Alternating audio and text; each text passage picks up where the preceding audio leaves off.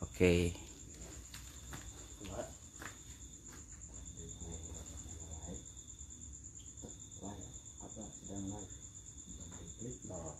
Tadi ya gitu.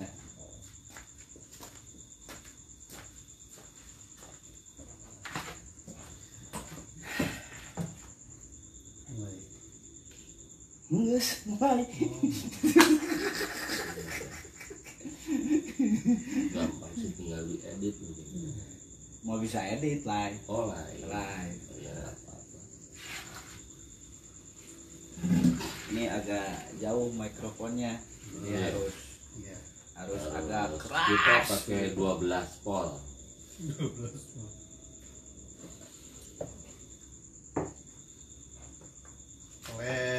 Oke, perbincangan kita pada malam hari ini bisa dimulai. Kebetulan pada malam hari ini sengaja saya mendatangkan seorang narasumber, sahabat saya sendiri, yaitu Kiai Abah Farhan. Bismillahirrahmanirrahim. Assalamualaikum warahmatullahi wabarakatuh.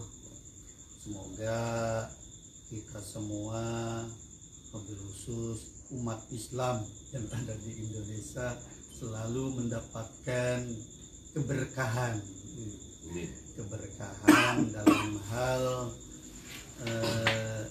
dalam hal apapun, sehingga negara Indonesia menjadi negara yang penuh barokah. Amin. Amin. Amin. Ini Kang Kiai, bisa disebutkan saya mewakili pertanyaan-pertanyaan dari masyarakat tersebut yang bertanya kepada saya, bertanya tentang hal thariqah. Bahwa ada yang bertanya kepada saya, apa betul ada yang mengatakan begini, afdhalut thariqah thalabul ilmi. Afdolnya thariqah itu mencari ilmu, dan mengamalkannya dengan ikhlas. Nah, di sini saya meminta penjelasan dari Kang Kiai. Menurut Kang Kiai, afdolu thariqah, thalabul ilmu itu atau mengamalkan dengan ikhlas itu seperti apa gitu, atau bagaimana gitu. Oke. Terima kasih atas pertanyaannya. Assalamualaikum warahmatullahi wabarakatuh. Waalaikumsalam warahmatullahi wabarakatuh. Sumber awal dari lagi sakit, sorry. Ya. Terutama sakit hati ini. Sakit hati melihat umat yang takut salah jalan ya. Enggak. Pacar matiin handphone. Oh iya. Kiai juga punya pacar ya. Jangan bilang-bilang tapi. Oh ini live ya? Itu Live. Oke. Sumber awal yang mengatakan bahwa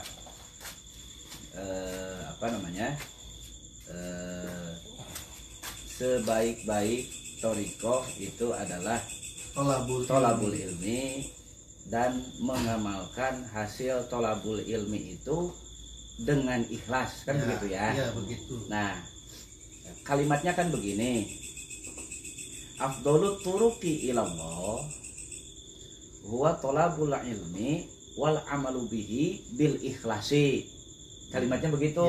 Itu yang dikutip biasanya oleh para guru-guru kita yang mengajar kepada para santrinya begitu, bahwa sebaik-baik jalan menuju Allah itu adalah mencari ilmu dan mengamalkan ilmu tersebut dengan ikhlas. Begitu. Kalau saya buka itu, pernyataan itu didasarkan pada pengetahuan orang yang bersangkutan, ya. Mau siapapun yang mengatakan itu, orang yang bersangkutan membaca di dalam kitab Is'adur Rafiq Syarah Sulamun Taufik. Sulamun Taufik disusun oleh Syekh Abdullah bin Husain bin Thohir. Beliau pengamal thariqah Alawiyah. Jadi saya sampaikan bahwa pengarang matan kitab Sulamun Taufik yaitu Syekh Abdullah bin Husain bin Thohir itu adalah seorang pengamal Thariqah Alawiyah. Jadi yang mengarang kitab Sulamun Taufik matannya itu ada matan kitab Sulamun Taufik itu adalah seorang pengamal zikir Thariqah. Sulamun Taufik itu kemudian disyarahi atau dikomentari setiap kata dan kalimatnya oleh Syekh Muhammad bin Salim Babasol, seorang pengamal Thariqah Alawiyah juga. Jadi baik yang menyusun matan kitab Sulamun Taufik maupun yang mensyarahi kitab Sulamun Taufik, dua-duanya adalah pengamal Thariqah.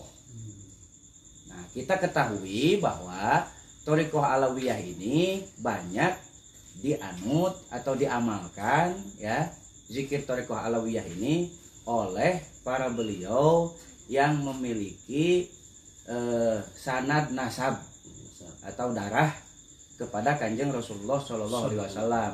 Biasanya thariqahnya para habaib. Ini Thariqah Alawiyah ini termasuk Sayyid Habib Umar bin Hafiz itu mursyid Thariqah Alawiyah. Habib Ali Al-Jifri itu mursyid Thariqah Alawiyah. Itu asal dari pernyataan itu. Dari orang yang mengatakan itu, membaca dari kitab itu, kemudian mengatakannya lagi kepada para jamaahnya. Muncullah kemudian pertanyaan-pertanyaan itu di tengah masyarakat. Betul apa tidak, kan begitu. Yang menjadi masalah sebenarnya bukan pernyataannya, ya, karena pernyataannya sudah benar. Baik Syekh Abdullah bin Thohir maupun Syekh Muhammad bin Salim Babasol, keduanya adalah pengamal zikir Thariqah, terutama Thariqah Alawiyah. Nah, sehingga para beliau menulis hasil pengalaman ibadah beliau tulis menjadi satu. Syekh Abdullah bin Husain itu menulisnya karena pernyataannya sudah benar. Masuk. Nah, sampai mana tadi? Abdullah bin Husain. Nah, Syekh Abdullah bin Husain bin Thohir ini mengamalkan Thariqah Alawiyah, kemudian hasil dari pengamalan zikirnya itu berupa pengalaman rasa bahwa ibadah ini betul-betul terasa oleh beliau. Beliau tulis menjadi matan Sulamut Taufik, gitu ya. Jadi matan Sulamut Taufik itu merupakan hasil ibadah dari Syekh Abdullah bin Husain bin Thohir. Jadilah matan Sulamun Taufik. Kemudian ya, Is'adur Rafiq sarahnya itu merupakan satu hasil daripada pengamalan zikir Thariqah Alawiyah yang dilakukan oleh Syekh Muhammad bin Salim Babasol. Beliau mengamalkan zikir dan ada sir ilahi yang menuntun atau rasa ilahiyah yang menuntun beliau untuk mengomentari setiap kata yang ada di dalam kitab Sulamun Taufik, sehingga lahirlah kitab Is'adur Rafiq. Dari sisi Syekh Abdullah bin Husain bin Thohir, juga dari sisi Syekh Muhammad bin Ismail Babasol, saya tidak ada persoalan. Karena apa? Kedua-duanya adalah pengamal Thariqah dan kedua-duanya punya mursyid. Gitu. Hasil pengalaman zikirnya dan ibadahnya beliau berdua tulis menjadi kitab. Begitu. Repotnya kalau dibaca kitab ini oleh orang yang tidak memiliki pemahaman yang sama dengan pengarang kitabnya. Misal begini, Ustadz Ahmad ke Jakarta. Di Jakarta, masih berada di Jakarta nih, Ustadz Ahmad menulis pengalaman masuk Ancol, Ya. pengalaman masuk Monas, pengalaman masuk Ragunan, pengalaman masuk Istana Negara, Monas, pengalaman masuk berbagai macam tempat di Jakarta oleh Kang Ahmad ditulis. Dibawalah pengalaman itu, tulisan itu dibawa ke Purwakarta. Oleh orang Purwakarta dibaca. Oleh orang Purwakarta dibaca. Karena orang Purwakarta membaca itu, ya, orang Purwakarta membaca itu, kemudian orang Purwakarta menjadi punya pengetahuan tentang tempat-tempat yang ada di Jakarta. Tempat-tempat yang ada di Jakarta. Nah, bisa nggak itu orang yang membaca buku yang ditulis oleh Ustadz Ahmad ini membayangkan Jakarta? Bisa nggak?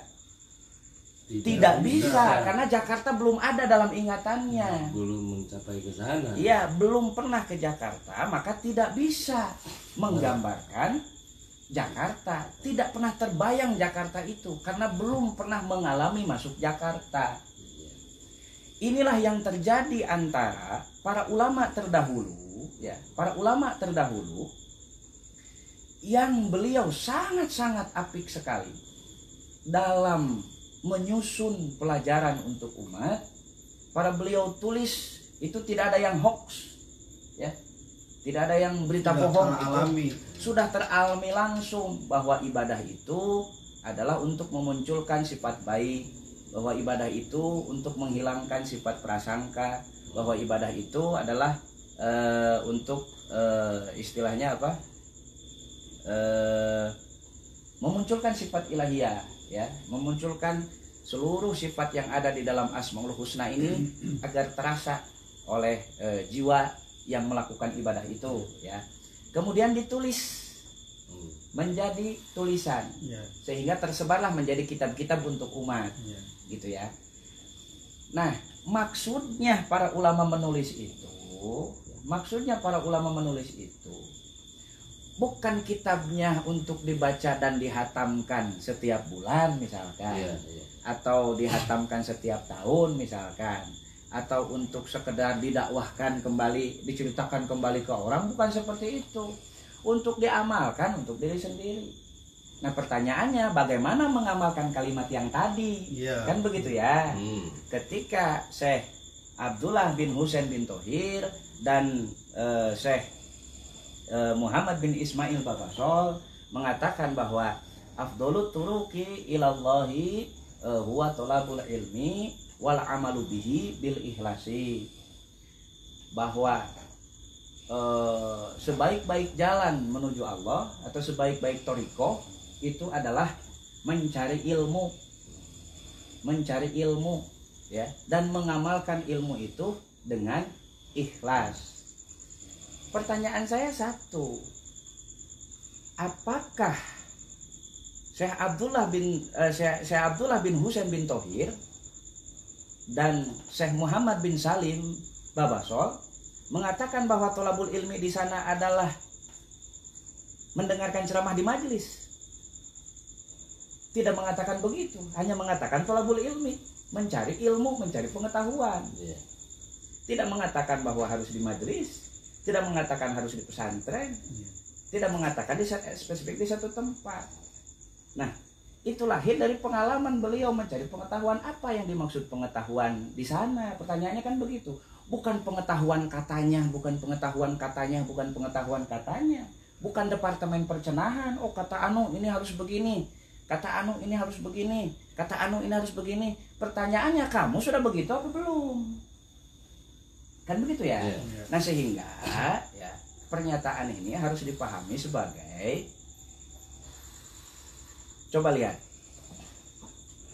afdhalut itu, pernyataan itu disandarkan pada hadis thalabul ilmi fardhatun ala kulli muslimin wa muslimatin.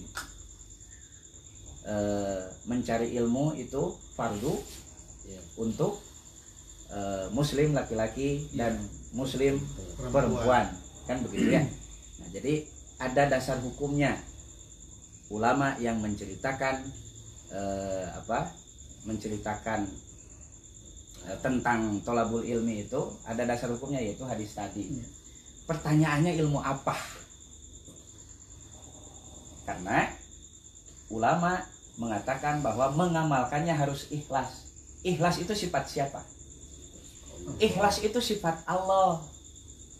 Jadi maksud mencari ilmu di sana itu adalah ilmu yang mampu menggiring kita kepada keikhlasan. Apa itu keikhlasan? Kebeningan hati dan pikiran atau kesucian jiwa. Jadi maksud dari carilah ilmu, ya, sebaik-baik jalan menuju Allah itu adalah mencari ilmu dan mengamalkannya dengan ikhlas. Maksudnya bukan ngedengerin terus ngamalin, bukan begitu. Maksudnya carilah ilmu sampai terasa mungkin. Satu itu, carilah ilmu yang bisa membuatmu membersihkan hati dan pikiranmu. Sampai bisa merubah karakter. Sampai bisa merubah karakter dari tadinya ngedumel menjadi ikhlas. Dari tadinya tidak nyaman menjadi tenang. Dari tadinya iri, dengki, ujub, ria, takabur itu menjadi sabar, syukur, walas asih dan sifat-sifat yang lain. Cari ilmu itu maksudnya. Ilmu apa? Ya ilmu zikir. Maksudnya apa? Jangan sekedar ya membaca tulisan dari kitab para ulama. Lihat kenapa para ulama mampu menulis seperti itu. Mereka dengan mujahadah ibadahnya baru bisa nulis. Kita dengan gagahnya modal baca, nyalah-nyalahin orang. Repotnya begitu. Oh itu Toriko nggak ada. Tidak mencerminkan ya. Toriko nggak ada. Toriko mah udah aja tolabul ilmi gitu. Nggak gitu. Kenapa? Karena ilmu yang dimaksud itu kan ilmu ikhlas yang tadi. Bagaimana ada pengetahuan, ada ilmu ya yang mengantarkan seseorang menuju keikhlasan jiwa. Nah sehingga yang diperlukan itu ya ilmu toriko. Karena di ilmu syariat itu hanya bicara tata aturan ibadah, ilmu thariqah bicara tata aturan hati dan pikiran, syariatnya dengan mengamalkan zikir la ilaha illallah, ya sama juga thariqah alawiyah itu mengamalkan zikir la ilaha illallah. Thariqah itu kan banyak, ada qadiriyah, ada naqsabandiyah, ada saziliyah, ya, ada satoriyah, kemudian ada khalidiyah dan thariqah nggak bisa itu dikatakan tidak ada. Ada itu. Nah karena itu ada, itu untuk siapa? Ya untuk umat. Silahkan cari kemanapun. Gak harus misalkan ini kita live dagang cermin hati, misalkan nggak gitu, nggak gitu. Mangga silahkan. Ya silahkan masuk satu thariqah yang benar.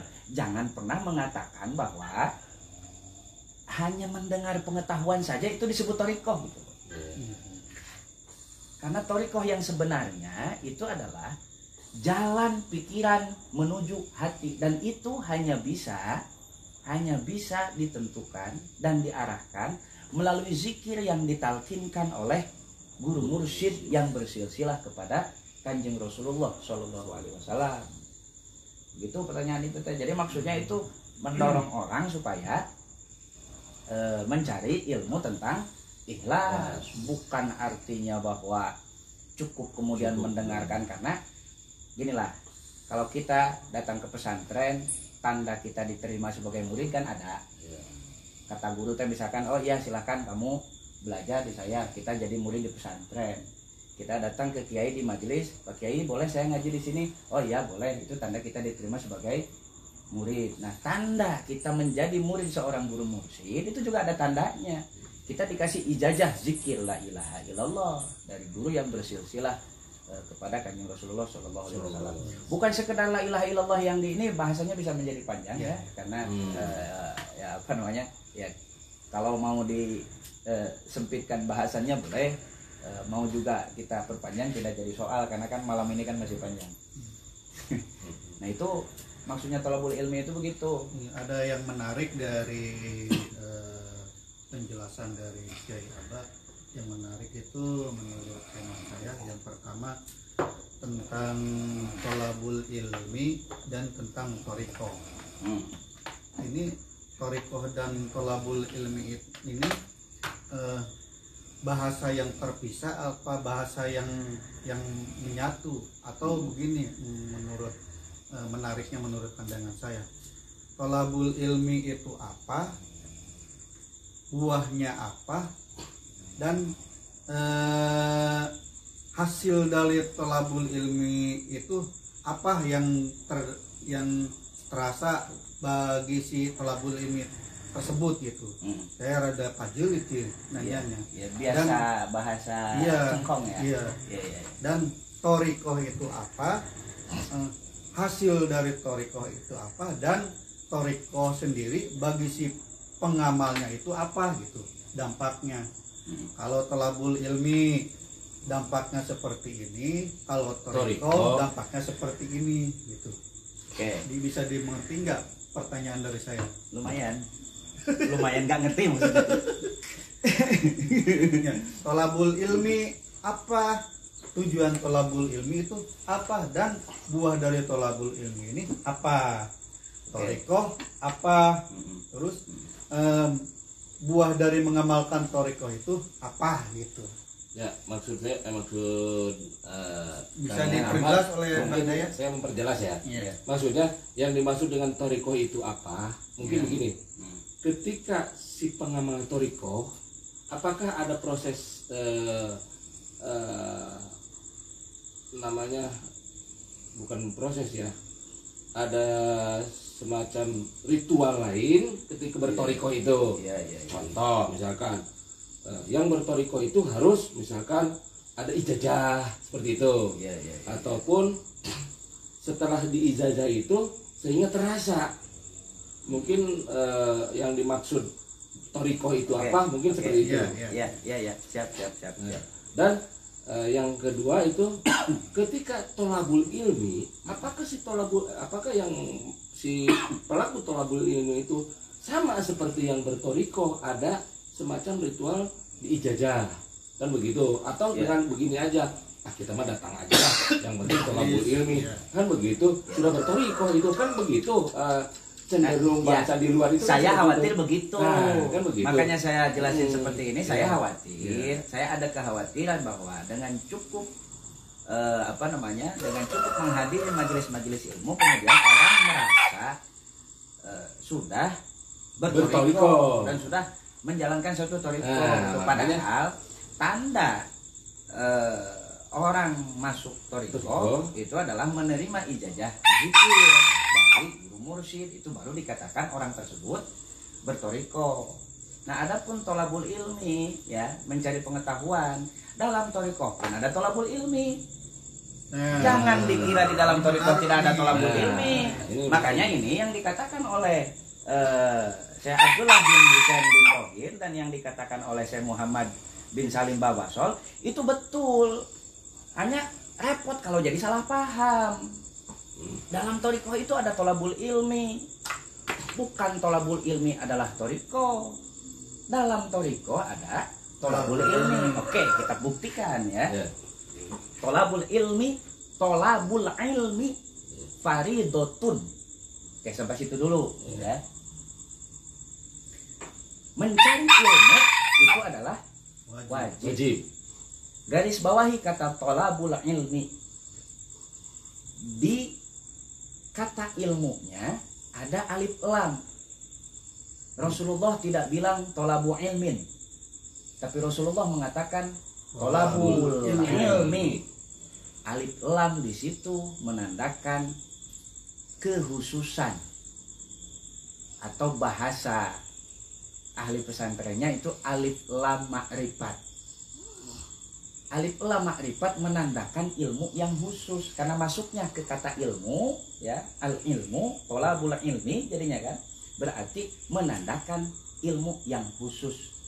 Alif lamnya alif lam ma'rifat berarti menandakan yang harus dicari itu adalah ilmu tentang kemakrifatan, ilmu tentang pengenalan kepada Allah.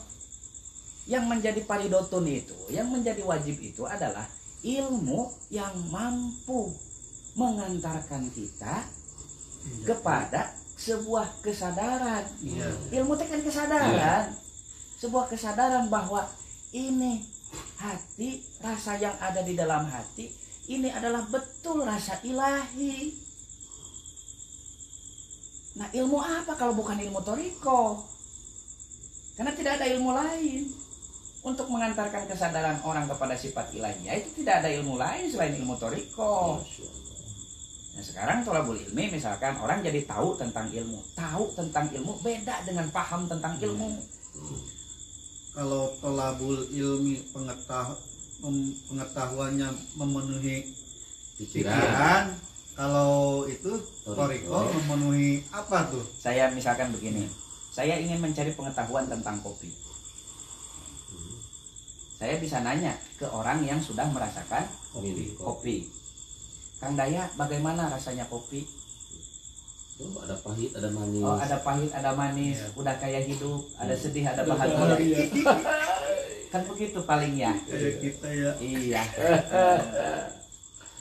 Saya merasakan kopinya belum? Belum. Belum. Karena belum mencicipi. Karena atau belum memenuhi. merasakan kopinya. Nah, cara saya mencari ilmu tentang kopi adalah tidak dengan bertanya. Saya cicipi kopinya. Manis kopi. Iya. Ada pahit-pahitnya. Kayak hidup. Kadang bahagia, kadang juga banyak susahnya. Gitu. Kan gitu ya? Iya. Nah, rasa juga begitu. Ternyata dalam hati saya ini ada jengkel, ada marah, ada iri, ujub, ria, takabur, dan sifat-sifat lainnya, gitu ya. Oh, tetapi juga ada ulas asih di sini. Oh, tetapi juga ada sabar dan syukur di sini. Tetapi juga ada yakin di sini. Tetapi juga ada bijak di sini.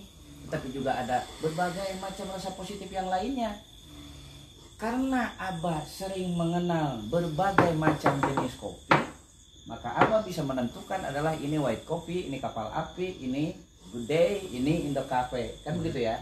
Karena kita sering mengenal berbagai macam rasa. Itu karena rasa-rasa itu terekam dalam pikiran, sehingga Abah bisa menentukan, oh ini mah white coffee, oh ini mah kapal api, oh ini mah good day, oh ini mah Indo Cafe. Rasanya kan begitu karena pernah terekam dalam otak Abah. Pernah terasa. Ini rasa ilahiyah pun begitu.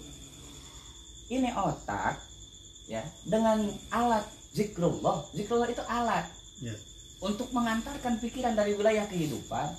Ingat anak sakit, biayanya bagaimana? Pusing. Selamat kayaknya ya. Enggak sih, itu sekedar. Ingat beras habis gitu ya. Ingat jajan setoran.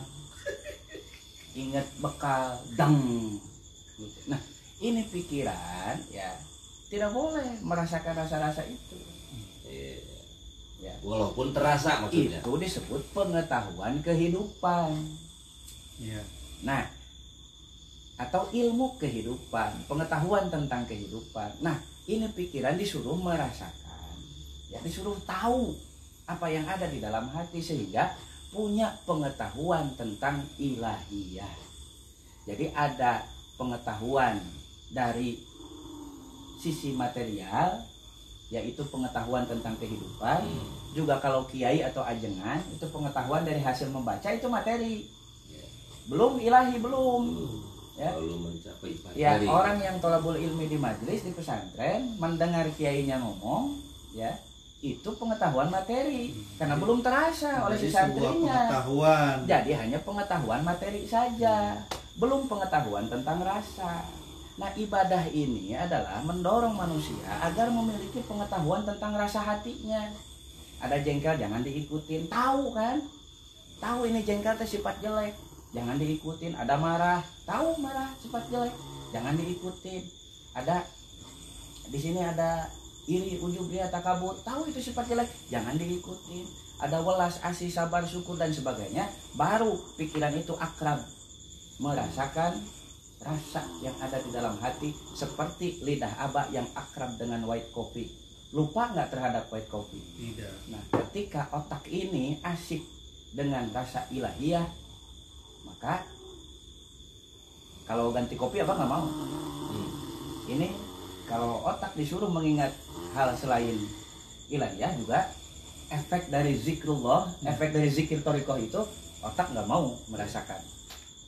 Tercemari. Iya, tercemari. Nggak enak kan kalau white kopi dicampur sama kapal api. Itu. Rasanya. Begitulah. Iya. Ya gimana? Masih ada pertanyaan atau? Nah itu yang tadi belum terjawab. Ketika bertoriko, apakah ada semacam ijazah kan begitu? Kalau di kita kan ada talqin zikir, Ya. ada talqin itu kan. Ya, Nah, ya. kalau dari apa yang dimaksud tadi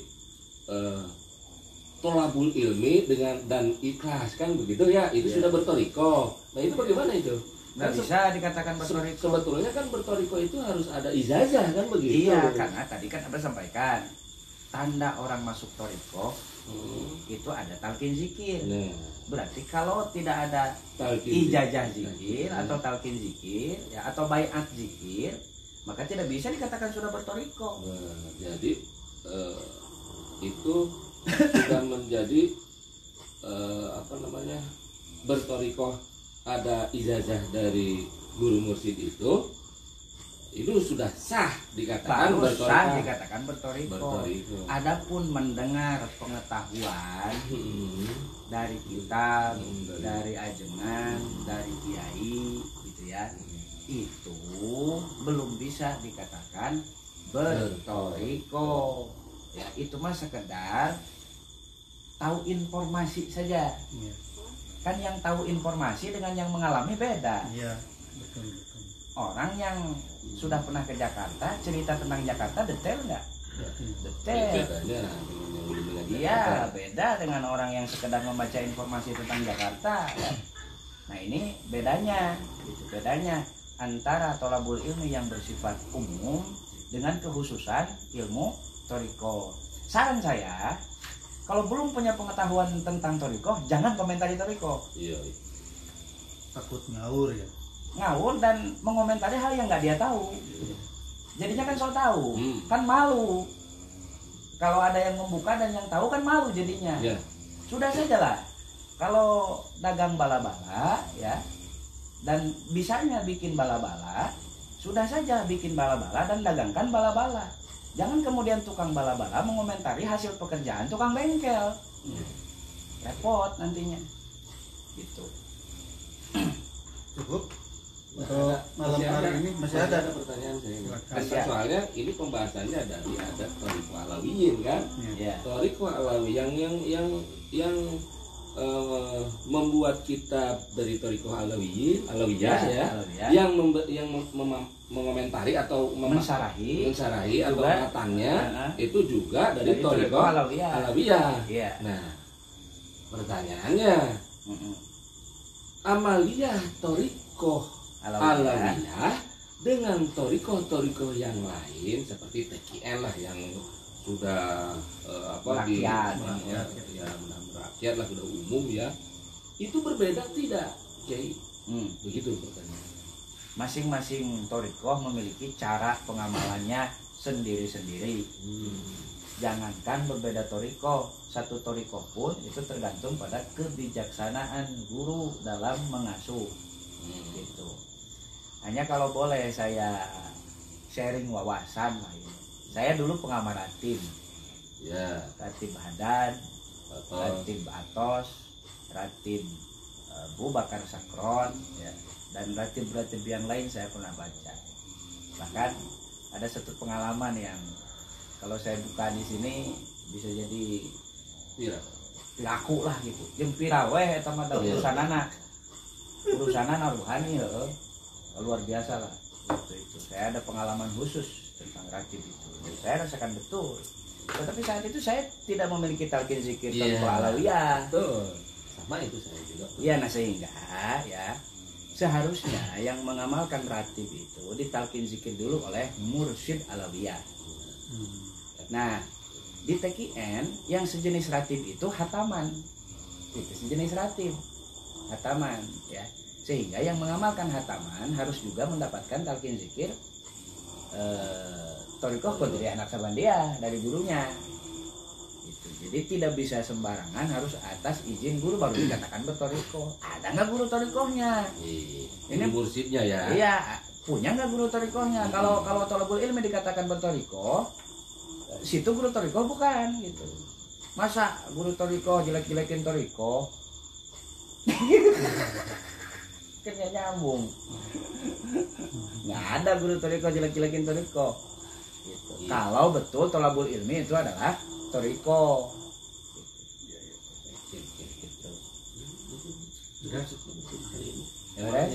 Ada lagi? Nanti disambung dengan malam-malam yang lain.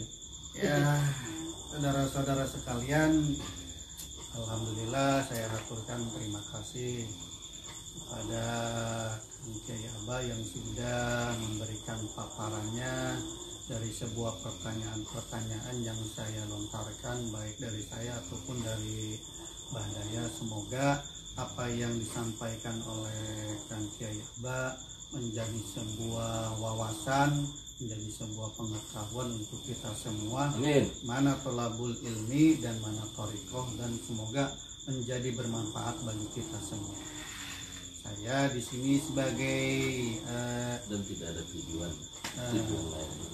dan paparan dari Kiai Aba yang disampaikan tidak ada tujuan untuk menyebutkan salah satu pihak. Ini Kiai Aba mempunyai sebuah kewajiban untuk menjelaskan mana torikoh dan mana tolabul ilmi. Wajibnya tentang torikoh dan wajibnya tentang bertolabul ilmi. Kiranya cukup sekian, mohon maaf atas segala kekurangan. Billahi taufiq wal hidayah. Wassalamualaikum warahmatullahi wabarakatuh. Waalaikumsalam warahmatullahi. Terima kasih Kang Kiai. Sama-sama Terima kasih, ya. Kang Kiai. Tidur aja tidur ya. Ini udah malam ini. Main aja.